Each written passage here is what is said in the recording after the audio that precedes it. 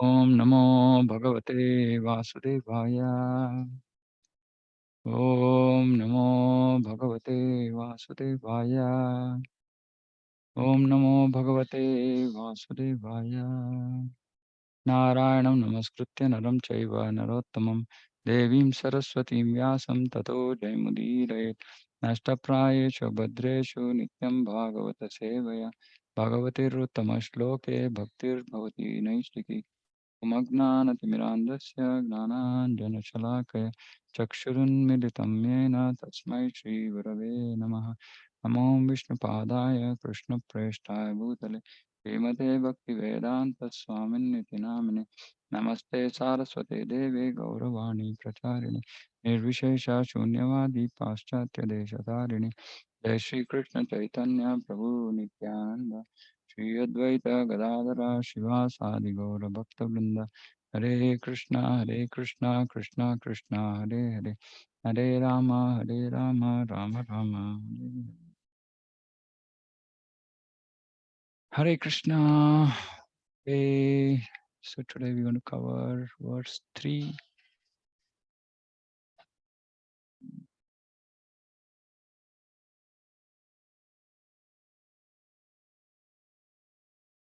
Yeah.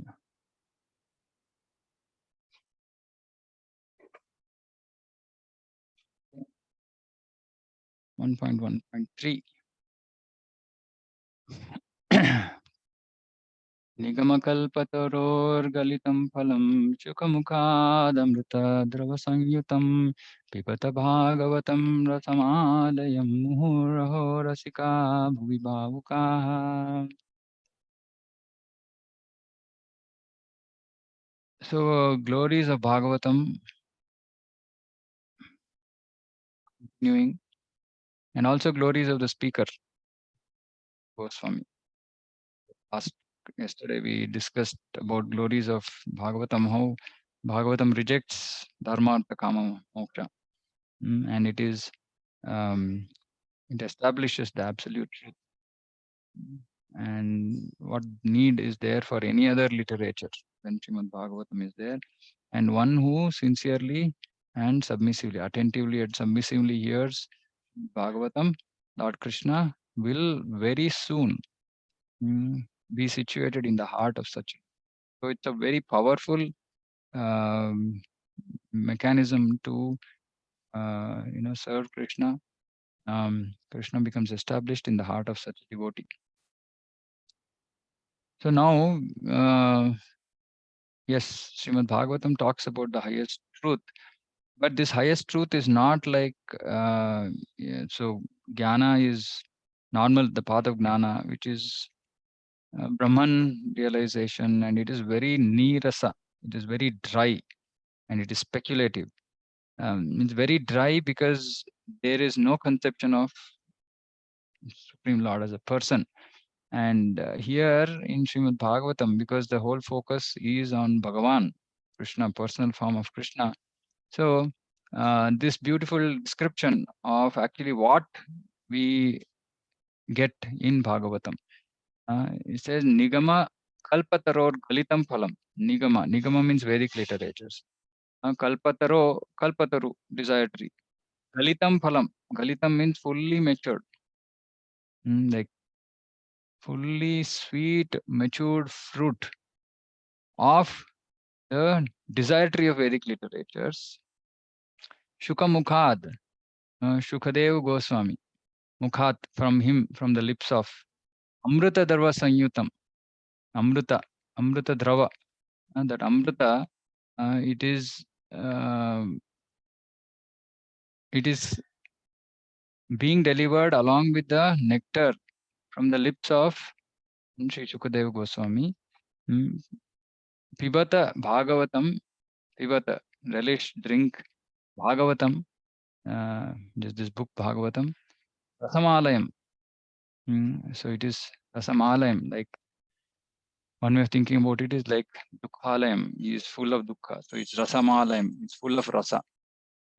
So much Rasa that it gives us the juice even until liberation or even in a liberated condition. Meaning it takes us till liberation, or those who are already liberated will also relish Śrīmad Bhāgavatam. How? Muhu. This is very important. Always we should engage in this. Aho. It's like, oh, suniye. Like that. Aho, Rasika. Those who are Rasika. So we'll explain what this Rasika means. Rasika bhuvi bhavukaha. On this earth, bhavukaha is expert in thought. Prabhupada's translation. O expert and thoughtful men, relish Srimad Bhagavatam, the mature fruit of the desire tree of Vedic literatures. So relish. This is the very important word. We have to relish. Now, see, there is a difference between enjoy and relish. In the sense, the whole concept of happiness when it comes to the spiritual platform is not about extraction. The happiness, thought of happiness in the material platform, material world is about extraction, meaning we have to extract happiness. How do we extract happiness? I go to a mall, I spend money, I try to extract happiness from that, right? But Bhagavatam and devotional service in general is about when we engage in the activities, automatically we experience. We don't have to try to extract that happiness. We will experience the happiness automatically. And when we say relish, we have to also know that, there is rasa. There is rasa because it is a mature fruit. The mature fruit of desire tree of Vedic literature. Vedic literature, desire tree of Vedic literature. Why? Because Vedas give all kinds of knowledge. Everything it provides. Whatever one desires, Vedas can provide that. But this is the mature fruit. So desire tree of Vedic literature, so many Vedas are there, so many fruits are there. Because that desire tree, it will give mango, it will give jackfruit, it will give watermelon, it will give everything. But this Śrīmad Bhāgavatam is the mature fruit. Mature fruit. Prabhupada explains what this is in the purport. It emanated from the lips of Srila Sri Sukadeva Goswami. Therefore, this fruit has become even more tasteful. Now, what does this mean? This means that when we hear Śrīmad Bhāgavatam from the lips of a devotee, it becomes more tasteful. So for us, Srila Prabhupada's translation purport is all lips coming from the lips of a pure devotee. So it is even more tasteful. Although his nectarian juice was already relishable for all, including liberated souls. It's already. So just see rasa. You now suddenly start feeling like Srimad Bhagavatam is some like juice, nectarian juice. It was already relishable for all, including liberated souls. Not that it is not for liberated souls, it's only for the beginners. No, for liberated souls also it is relishable. So much of nectarian juice. And we don't know what this nectar really means, but we can understand that it's something out of this world, right? Because we don't get nectar here. So its nectarian juice was already relishable, but it became even more tasteful because this fruit has come. It is emanated from the lips of Shukadeva Goswami. So just by reading this verse, we can understand there is rasa. There is rasa in Śrīmad Bhagavatam, and thus rasa is for us to relish. But we will relish this rasa only when we are disconnected from the mundane rasa, from material rasa. So we'll understand what this rasa means. So we'll read this very beautiful purport. In the two previous shlokas, it has been definitely proved that the Śrīmad Bhagavatam is the sublime literature which surpasses all other Vedic literatures due to its transcendental qualities. So transcendental qualities means what? Basically, it is not connected with this mundane world of dharma, artha, kama, moksha. And because moksha also is generally mundane because it is merging with Brahman. So it is transcendental to all mundane activities and mundane knowledge. And it is stated in this sloka that it is not only a superior literature, but is a ripened fruit. In other words, it is the cream of all Vedic knowledge. So even if you have not read all the Vedas, we don't know any of this, it's okay, it doesn't matter. If we just come and attentively and submissively study Bhagavatam, then we will experience this rasa, which is the cream of all Vedic knowledge. Considering all this, patient and submissive hearing is definitely essential. Prabhupada is very clearly establishing the methodology to do hearing of Śrīmad Bhagavatam. patient. Why patient? Because many things we don't understand. We will not understand. When we are reading, we won't understand. We will not understand maybe 30% of Bhagavatam. Second time reading, maybe 20%. Third time, maybe 10%, fourth time. So like this, it will keep going on. It's not like we will understand everything. So we have to be patient. We have to, and we have to submissively hear, that we discussed yesterday also, not in some challenging spirit, but with an understanding, saying that whatever is there in Śrīmad Bhāgavatam, whatever Srila Prabhupada has written is correct. I just don't have the purity to understand it. So then we should become submissive, saying, okay, I don't have the purity to understand Bhagavatam. Why am I being arrogant or prideful? There is no need. So we should become patient and we should be submissively, we should hear with great respect and attention. See, great respect, because this is non-different from Krishna. When we have Śrīmad Bhāgavatam, when you have Śrīmad Bhāgavatam at home, book Bhāgavatam, please treat it with same respect as you would treat altar, deity, other paraphernalia of Krishna, because they're all non-different from Krishna. So please don't make notes, writing on any of the transcendental literature. We should not write notes. We should not make any of this. One should receive the message and lessons imparted by Śrīmad Bhāgavatam. At attention, this we have understood, because without paying attention, we can't. I mean, 1 minute, if you have turned somewhere, we will lose that topic, right? So that is why, these 2 hours in a week, I'm concerned, because already there are only very few people are attending. But yeah, I mean, whoever attends, they will benefit, because Śrīmad Bhāgavatam is so powerful. And somebody might say, I'm hearing somewhere elsewhere else, all that. Fine. I mean, it's everybody's choice where they want to hear. But the important thing is that we have to hear with attention. Vedas are compared to the desire tree because they contain all things knowable by man. They deal with everything, social, political, religious, economic, military, etc., as well as spiritual realization. So these material topics are required to keep the body and soul together. But at the same time, beyond all this, there are directions for spiritual realization. So regulative knowledge, Prabhupada says, involves gradual rising of the living entity to the spiritual platform. And the highest spiritual realization is knowledge that the personality of Godhead is the reservoir of all spiritual tastes or rasa. This is the topic of this purport. The focus is on knowing that Krishna is the reservoir of all spiritual rasas. Raso vai saha. So he is full of rasa. You'll understand what this means.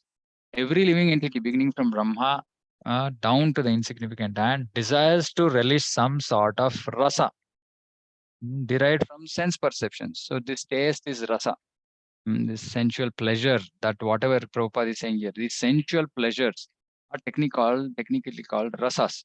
Meaning whatever we experience through our senses. If we experience through material senses, it is material rasa. If we experience through purified senses, then it is spiritual rasa. So when we get some happiness which is associated with material things, then it is material rasa. When we experience happiness which are connected to Krishna, then it is spiritual rasa. But Prabhupada is making a statement. Everybody is behind desires to relish some sort of rasa. Some sort of rasa. Now, it doesn't mean that everybody wants only one type of rasa. So there are multiple types of rasa. For example, somebody finds happiness in giving pain to others. Now, it is their rasa, perverted rasa. But they find happiness in that. Somebody finds happiness in doing good to others. Somebody finds happiness in teaching somebody something else. Right? Everybody, so many types of rasas are there. Right? But everybody is trying to, experience some kind of rasa. In relationships, we are expecting rasa. In the work that we do, we are expecting rasa. In practically everything that we are doing in a day, we are expecting some sort of taste. And when we don't find that rasa, then we become dejected. Then we keep hunting. Okay, where else can I find that rasa? And the problem with material rasa is that we never get satisfied. And this material rasa also doesn't necessarily give us happiness all the time. That rasa also ends up giving us stress. We'll see here some of the secondary rasas are primarily what are experienced in material world. So Prabhupada is saying such rasas are of different varieties. So please understand again, rasa means some kind of sense pleasure. If this is material sense, then it is material rasa. If it is spiritual sense or purified senses, then it is spiritual rasa. Or in another way, if it is pleasure connected with material objects, then it is material rasa. Pleasure connected with spiritual objects, Krishna, Bhakti is spiritual rasa. Prabhupada is saying there are different varieties. Following 12 varieties of rasas are enumerated. Now in this, there are primary rasas and there are secondary rasas. So it's not in any order. So, but I'll just read the next line here. Sum total. So there are 12 rasas. Okay. Now Prabhupada is explaining what this is, why this, what are these 12? Sum total of all these rasas is called love. Sum total of all this, which means what in a relationship of love, these 12 rasas can be experienced. Now, and Prabhupada is saying, primarily such signs of love are manifested in the first 5. Adoration is Shanta, then Dasya, Sakya, Vatsalya, Madhurya. Prabhupada is saying, primarily such signs of love are manifested in these. And when these 5 are absent, love is present indirectly in the other 7 rasas, which are Raudra, Adbhuta, Hasya, Veera, Daya, then Bhayanaka, Bhibhatsa. So anger, wonder, comedy, chivalry, mercy, then horror and shock. So when these 5 are absent, so the primary rasas are what actually are signs of love. And the secondary rasas, 7 of them, are present only when the primary rasas are not present. So Prabhupada is giving an example. When a man is in love with a woman, the rasa is called conjugal love. But when such love affairs are disturbed, there may be wonder, anger, shock, or even horror. Sometimes love affairs between two persons culminate in ghastly murder scenes. Such rasas are displayed between man and woman and between animal and animal. So this is another thing Prabhupada is saying. So there's no possibility of exchange or rasa between a man and an animal or between a man and any other species. So the rasas are exchanged between members of the same species. As far as the spirit souls are concerned, they're all qualitatively one with the Supreme Lord. Therefore, the rasas were originally exchanged between the spiritual living being and the Supreme Spiritual Whole, Supreme Person Godhead. Prabhupada is saying because we are all Atma, we are part and parcel of Krishna, we are qualitatively one with him. So originally, why originally? Because this material rasa is perverted. It is not, it is temporary. Originally is the Moola Rasa, is spiritual rasa, which is exchange between Jiva and Bhagavan. So in here, Prabhupada is saying spiritual exchange or rasa is fully exhibited in spiritual existence between the living beings and the Lord. So the heart of bhakti is actually these rasas and primary rasas. We don't talk so much about secondary rasas even in Śrīmad Bhāgavatam, except Bhishma Dev, who is in Veera Rasa.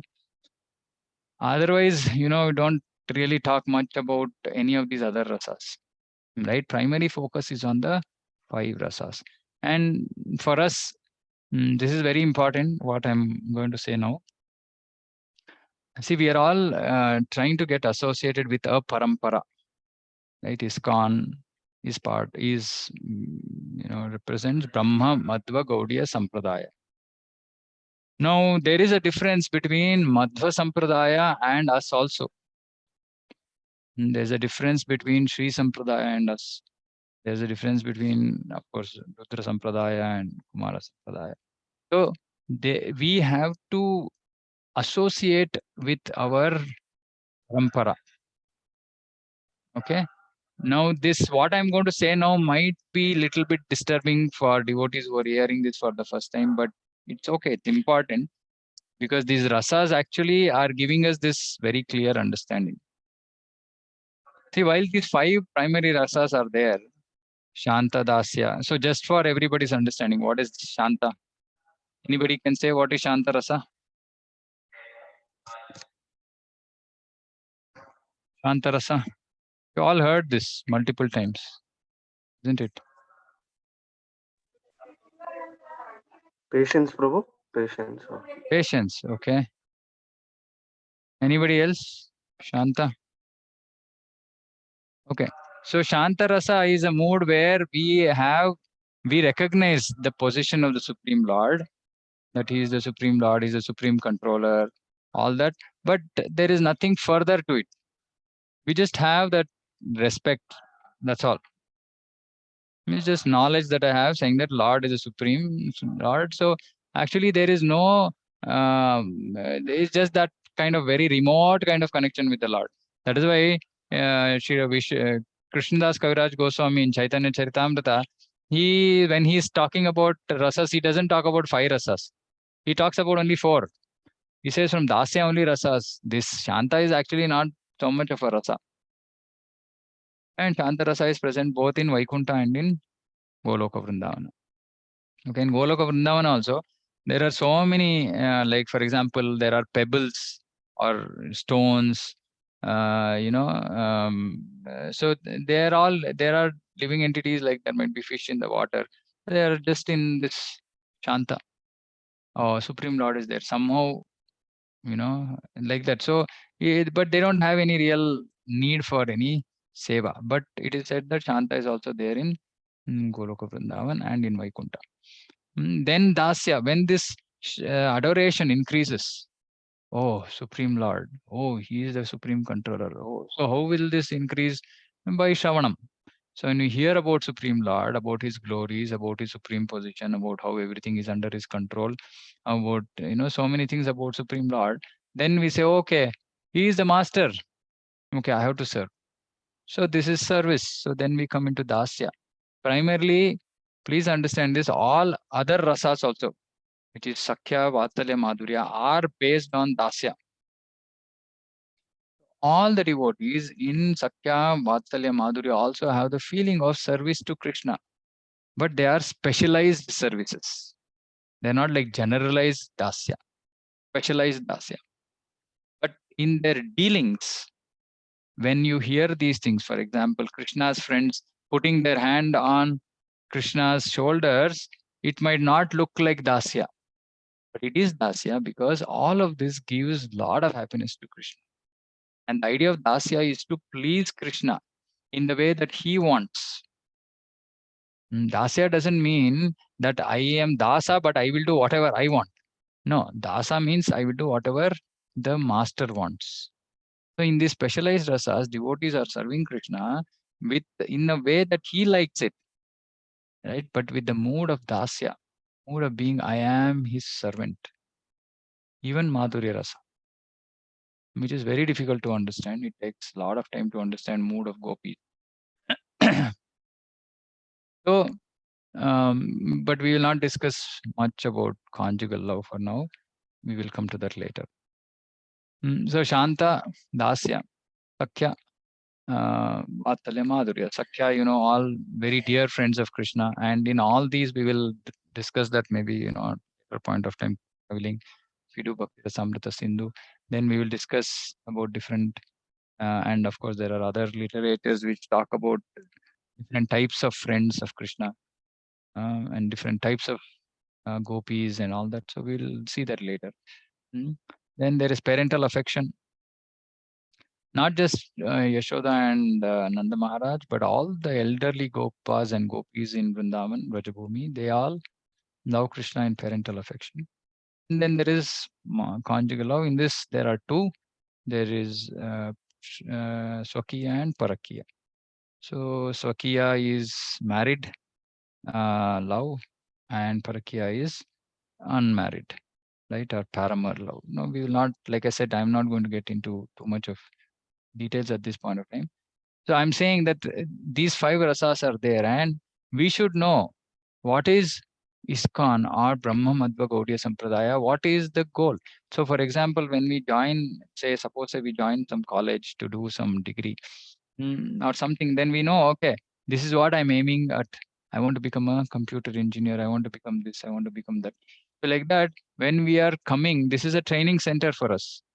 ISKCON is a training center. Prabhupada said it's an educational institution. We are getting educated about Sambandha, Vidaya, Prayojana. So we should know what is a Prayojana. Prayojana is the result of all this. Is actually this parampara is going behind conjugal love. Now, conjugal love is not, so we can understand, right? There's a difference between parental love and conjugal love. Right? Parental love is the love parents show towards Krishna. So, for example, when we are worshipping Krishna in his Balya form. So, for example, this whole Damodar month, in one way, is mood of Vatsalya, but there is also mood of Shringara when we see the Damodar Astakam, little bit, right?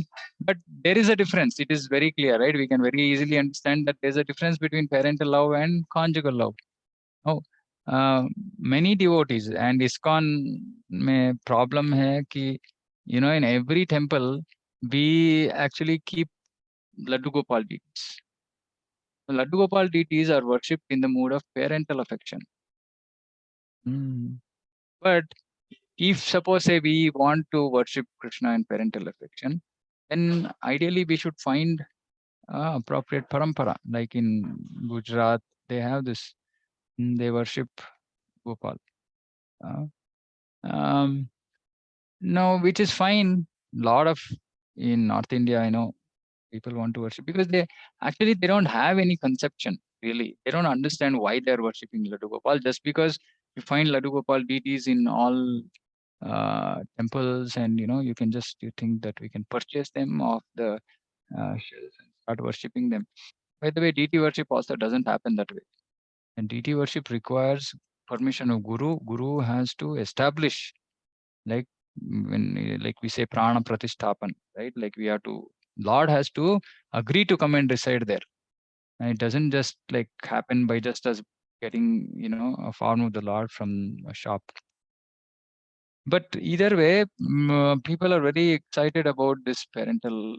But this is parental love. This is parental love, right? We will understand this when we hear 10th canto, right? What is Mother Yashoda's concern? Her concern is simply about her son, whether he's eating, whether he's sleeping. Like he is just her mood is only this, right? But that's not the mood with gopis, or even, of course, we will not talk so much about Rasa and Dwaraka and the queens of Dwaraka. But it is a different rasa, right? It's married. So everybody here pretty much is married, and you understand what this marriage rasa is between husband and wife. Is very different from parental. And of course, then we don't really understand what is this parakiya rasa. But parakiya rasa is also, we can understand it's going to be very different from parental affection. Right? So we are in this, and why am I saying focusing so much on this rasa? Because in Mangal Aarti we sing, and in Tulsi Aarti we sing. In everything we are asking for, what are we singing in Tulsi Aarti? We are saying, give me a place in your kunja. Let me serve Kishora and Kishori, Radha and Krishna. Now this Kishora and Kishori is conjugal love. So we should understand, saying that okay, now we can say in Sri Chaitanya Mahaprabhu's Leela, there were like Murari Gupta, he was a devotee of Rama, he was Hanuman himself, right? Like there are devotees of Narsimhadev, even in ISKCON, there are devotees of Narsimhadev. There could be devotees of other forms of the Lord. But this conjugal love is only with Krishna. And specifically Parakya is only with Vrindavan Krishna. Because Parakya doesn't exist so much in, there's no Parakya in Dwaraka. Dwaraka is Swakiya. And we are wanting Radha and Krishna. And when Radha and Krishna come, it is Parakya Bhav. We'll discuss about all this, right? So the point I'm making is that please, we should understand that if we want to develop this, now it is about our desire, whether we want to go there. Now, some people will say, okay, no, it will come get revealed. Yes, it'll get revealed. But Prabhupada in many places, he said, we have to develop love. And now how will we develop love? Because without knowing what kind of, how we like to serve Krishna. So that will become more and more clear when we hear. We have to do, that is why we have to hear and hear and hear about Krishna. And only we will understand, oh, I'm hearing like this. What am I feeling? I mean, is there something that I'm feeling that I want to serve Krishna like this, like that, in some other way, in this way, that way? Yes, Swarupa Siddhi, the Swarupa will get revealed, but it is also said that the goal of ISKCON is also Madhurya Rasa. So at least we should be sure that, we don't get engaged in things which will definitely distract us. Let us keep it neutral. That is okay. Right. And if you see all of ISKCON, normally, Jagannath is also in this Viraha Bhav, Radha Krishna, Vraja Bhav, right? Radha Krishna anyway are in, and when we see Chaitanya Mahaprabhu is in Viraha. So mostly all our worship, everything is around this conjugal rasa. It might be that somebody might want to worship Krishna in parental affection, somebody might want to worship Krishna in friendship. But that we should let it manifest, as in we should decide that after our Shravanam, years of Shravanam, we will start feeling more inclination towards one rasa compared to others. See, and our acharyas, actually Vishwanath Chakravarti Thakur says, we should not even worship Lakshmi Narayana because it is Aishwarya Bhav. We are Madhurya. We don't want to worship Lakshmi Narayana. So our acharyas are very, very strict, saying that don't get distracted. Don't get, don't lose your track to some other rasa. Prabhupada also says, saying that if somebody wants to, surrender completely to the Supreme Lord, he has to accept the form of Krishna. No other form, Rama, Narasimha, etc. So our acharyas are being pretty clear, saying that, our focus is this. And it will manifest in course of time, but first of all, we should understand, saying that this parampara that is why parampara is so important. Without hearing from parampara, how do we hear from parampara? From purport, from our, from Srila Prabhupada, previous acharyas. Prabhupada also said that once we have completely understood Prabhupada, then we should read previous acharyas. Because Prabhupada did not repeat. See, in this spiritual line, it is very, very, etiquette is very, very serious. Like Krishnadas Kaviraj Goswami, how many times he apologizes to Vrindavan Das Thakur, because Srila Vrindavan Das Thakur had written Chaitanya Bhāgavata, which was mostly all the, early pastimes of Sri Chaitanya Mahaprabhu. Antya Leela was not very heavily covered, but rest of it were covered. And Krishnadas Kaviraj Goswami is like saying, hope I'm not offending lotus feet of Vrindavan Das Thakur by again writing about Sri Chaitanya Mahaprabhu. He is the Vyasadeva of Chaitanya Leela. And then he makes it clear, saying that, see, I'm only highlighting on those which he has not highlighted. So always acharyas, they're very, very particular that they don't overstep previous acharyas. So Prabhupada also, what he has given us is not given everything that our previous acharyas have given, as in, because that subject matter is there for us to come. But what he has given is everything that is required for us to become qualified to hear and understand previous acharyas. And Prabhupada writes in his purpose only in Chaitanya Charitamrita, first chapter only, he writes that we should read previous acharyas. So we should understand, saying that Prabhupada has not written so much about these topics for a reason, right? And that is Krishna's plan, and there is a reason. So, but he's bringing us to this platform to understand these different rasas and finally stick, clearly as per parampara. So please don't get distracted by anything else. If you have some other, if you are already in some way attracted towards Krishna in some way, it is okay. It's fine. But it will really, by Shravanam only, it has to be established, not by just some, sometimes you just feel, oh, it's so nice, I'm worshipping this form of the Lord. But we don't know really, because we have not really understood what conjugal love is. We have not understood what is the love of the gopis. If you want to, comparative understanding or comparison of all these, when we compare all these rasas, from the point of the person who is engaged in that rasa, in serving Krishna, it is the best for him. One wants to just serve Rama and Dasya, right? That is what he likes. Okay. So for him, it doesn't matter, first of all, whether Krishna's form, whether I should do bhakti for Krishna. No, he is happy with that, right? But when we compare these different rasas, we realize that the love of the gopis is the supermost. Why it is supermost? Because they are loving Krishna against all odds, against the complete going against the society externally. Okay, because it's not really true, because it's not really paramour or Kia. So we will understand this later. But they are having to love and serve Krishna completely, like going against the whole society in that sense. That's why Shri Chaitanya Mahaprabhu said that this is the topmost love, love of the gopis.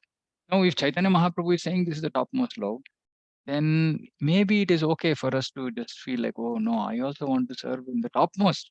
Why? Okay, I really don't know friendship, parental affection, conjugal, but what is the topmost? Can I give the best service to Krishna? That Krishna feels most happy about. That is about. And that is our parampara. So we should understand this and we should be in this mood and not simply, and so many places they worship Krishna without Radha, danceless. I mean, like in our understanding, there is no Krishna without Radha. No Krishna without Radha. Krishna is incomplete. He's suffering so much when Radharani is not there. When he has to go to Mathura, Dwaraka, he cannot just literally live. So there is this Gopala Champu, which is written by Srila Jiva Goswami. So in that he says, so Srila Jiva Goswami gives the understanding of what Krishna is going through when he is in Mathura and Dwaraka. Literally every day he is crying to Balaram, saying, I can't stay here. I have to go back, but I have duty here. I'm duty bound, so I have to stay here. Krishna is in so much pain. We cannot understand these topics now, but I'm saying this is conjugal love. This is the love Krishna feels towards Brajavasis, specifically Radharani. So without Radharani, Krishna doesn't exist. Even in Dwarka, Krishna is crying every night, saying, calling out Radha, all the gopis. So this is the topmost platform. Now, why am I talking about all this? Are we at that stage to talk about all this? Definitely I am not, right? But one thing that I have realized in my life is saying that when the goal is clear, the effort will be clear. And this is the topmost. This is Mount Everest ka Mount Everest. Right? As in, it is the topmost and the toughest to get to. Right? Which means that our seriousness, how well we are going to engage in bhakti, how serious we are going to do bhakti, this should guide that. Right? So this is so exalted that we should strive more and more to purify ourselves, more and more sadhana, more and more focus, because we won't get there. It's very simple to understand, right? One Ramanagaram hill we might climb, but it's not easy to climb Mount Everest. And this is the topmost. Even Uddhava is saying that I want to become a blade of grass in Vrindavan so that the gopis just walk over me and I get their mercy of their lotus feet. So big devotees. I mean, Uddhava is not like some ordinary devotee, right? Big devotee. Narada Muni wants to participate in Rasa Leela. Lakshmi Devi wants to participate in Rasa. Greatest devotees of the Lord, they are trying to get into the conjugal love, and it's not being possible. Like Lakshmi Devi is not able to, because her eternal mood is Aishwarya, and she's not able to give up that Aishwarya Bhav because she can't enter Gopi Bhav if there is Aishwarya Bhav. So everybody, including Brahma, everybody wants to serve Krishna in this mood. So is it like easy? But this is the mercy of our parampara. We surrender, and we don't have to worry about all these big topics. We have to follow our vows, right? Chanting minimum for 16 rounds, 4 regulative principles, doing Shravanam, honoring only Prasadam, only devotee association. And just today, like devotees, because it's the most auspicious Kartik, so there is more sadhana, we can do more seva, like I said, give this mercy to others. By just doing these things, this will develop in course of time. These things will develop, right? Sadhana and seva, because this is the process. Like Krishna tells the Brahmin wives of the Brahmanas, saying they want to associate with Krishna directly. They said, no, don't. Society cannot understand and accept this. You're all Brahmanas and I'm Vaishya. We just go back home and simply engage in my dhyana, japa, etc. Gives the process of devotional service to the wives of the Brahmana, saying that engage in this, you will achieve me. So when we go into this deeper and deeper over a period of time, we will become cleaned of all the nonsense that is there in our heart, material anarthas. Then we'll come to nishtha, then ruchi, asakti, bhava, prema. And then as we start moving there, then we will start understanding. At least we should come to nishtha, then ruchi, then we will start understanding a little bit about what are my feelings, etc. So we should understand, and this is the significance of our parampara. It's not that is why we are so particular that we don't hear from anybody outside parampara. We don't, yeah, mostly devotees don't hear, but practices should be parampara, recommended by the parampara. So this is very important. Please keep this in mind. And with that mood, we should actually hear Śrīmad Bhāgavatam, and then we will understand that we will get to this. And it's glorious. I mean, when we come to that, when we start understanding these topics, we just go to the world, literally out of the world. Right? So that was the whole this one. And the Supreme Lord has all these rasas. So he is ready to reciprocate with the corresponding mood of the bhakta. The bhakta wants dasya, he's happy to reciprocate in dasya. So like that. So here Prabhupada is saying, false representations of original rasas, which are reflected in the material world. So these are all false. But we are getting attracted to it because actually we are attraction to the original rasa. So when we start engaging in spiritual life, then we start getting that rasa. So see, this is another thing. When we say rasa, there is happiness. Happiness in bhakti. If somebody is doing bhakti, not experiencing happiness, there's something wrong. We're doing something wrong. Can't be that we can't experience happiness, because happiness rasa is there. Dasya rasa, at least to start with, dasya rasa is there. Oh, only that is why Krishna in Bhagavad Gita says, Vishaya vinivartante niraharasya dehina rasavardham rasopyasya param drishta nivartate. We have to experience higher taste. How do we experience higher taste? In the association of devotees. So you should have the association of right kind of devotees, right mood, intensity. Think about how it was when Prabhupada was there. Used to just come to the temple few days. Prabhus shave their head, Matajis, they will give up all nonsense, dress as Vaishnavis, sari, Prabhus in kurta dhoti, wearing tilak, shikha, and just dance and, just serve Prabhupada. That's it. How much rasa they should have had, illicit sex, then, intoxication, all kind of nonsense they were doing, and everything they just dropped like this. All previous bad habits. Why? Because they experienced rasa. Because that was the intensity of Srila Prabhupada's association at that time. Unfortunately, today we are not getting this association. So that is why we are not experiencing rasa. And we are not experiencing rasa, so our mundane rasa remains. Yahan jana hai, wahan jana hai, we have to do this, we have to do that. Mundane stuff is still in our mind because we have not experienced this rasa. Strong association, strong sadhana, we can actually relish, should relish this rasa. And it is there in the devotional service of the Lord. It's so simple. Yeah, so this spiritual rasa can be experienced in Bhagavatam. Submissively hearing this transcendental literature, one can attain full pleasure of its heart desire. Pleasure, full rasa. But one must be very careful to hear the message from the right source. So it has been very carefully brought down, Prabhupada says, because it's a ripened fruit. If you just drop it from top, it will just break. Right? And Srila Shukadeva Goswami, glorifying Srila Shukadeva Goswami, he was a liberated person, soul. He doesn't come out of his mother's womb up to 16 years. He just comes and leaves his house.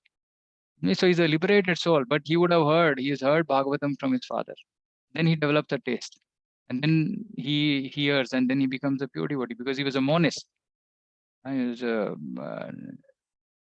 Brahmanvadi, right? But he becomes a devotee of personal form of the Lord. So even though Prabhupada is saying it, despite his being a completely liberated person, situated in transcendental position above the three modes, he was attracted to the transcendental rasa. So somewhere some devotee was saying, I think Sarvabhauma Prabhu, I think, saying when Shukadeva Goswami heard these exchanges between Krishna and Vrajavasis, he got attracted. He was attracted by the transcendental rasa of the Supreme Lord. So we should hear only by hearing. Systematically depicted. This is also very important, right? Sometimes we think, okay, why I have to wait till 10th canto? Because there is so many other things. As we are reading, it's like a treatment. It has its impact on us. It is, preparing us to come to the 10th canto. In Sanskrit, the parrot is also known as shuka. When a ripened fruit is cut by the red beaks of such bird, its sweet flavor is enhanced. So that is why when we hear this from the lips of the pure devotee, then the sweet rasa is enhanced further. Then we experience it. Subject matter is so presented that any sincere listener that hears submissively can at once relish transcendental taste. The ripened fruit is not dropped all of a sudden from Krishna Loka. It has come down carefully through the chain of disciplic succession. Foolish people who are not in the transcendental disciplic succession commit the blunder by trying to understand the Rasa Leela. No, so don't jump Bhagavatam. Read verse by verse, chapter by chapter, canto by canto. So we should hear in parampara, in this very proper form. Professional man, especially this is true in North India. So we have to be very careful. We don't attend any of these Bhagavata Saptahas given by non-devotees, not for us.